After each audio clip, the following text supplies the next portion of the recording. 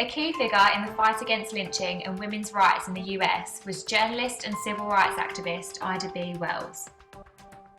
Born a slave in 1862 to parents James and Lizzie Wells in Holly Springs, Mississippi, her family were freed by the Emancipation Proclamation in 1863.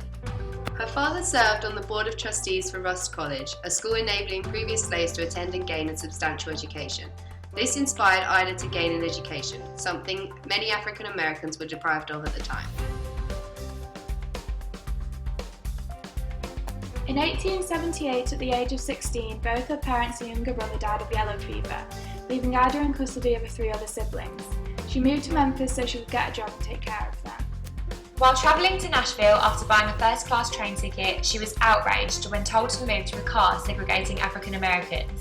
She refused on principle and, when forced, proceeded to bite a man's hand. This injustice led her to express her frustration by putting pen to paper and writing about issues of race and politics in the South.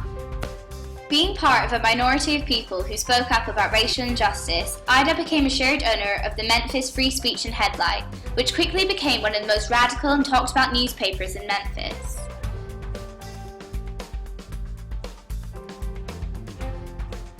Using her column in the Free Speech, Wells launched her anti-lynching campaign. Her dedication derived from a friend of hers, Tom Moss, who opened a grocery store which drew business away from the stores owned by white men, and after the incident was lynched to death. This plaque can be found at the spot where the store once stood.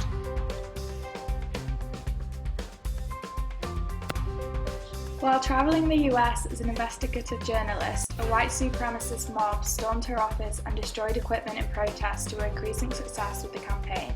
She later received constant death threats. This did not lessen Ida's determination.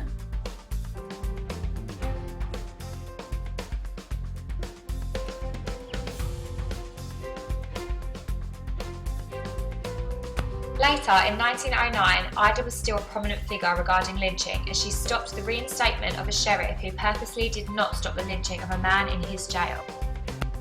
Whilst fighting for civil rights in her anti-lynching campaign, Ida Wells also challenged the lack of women's rights. She set up the NACWC as a result of brutal attacks on women in Illinois.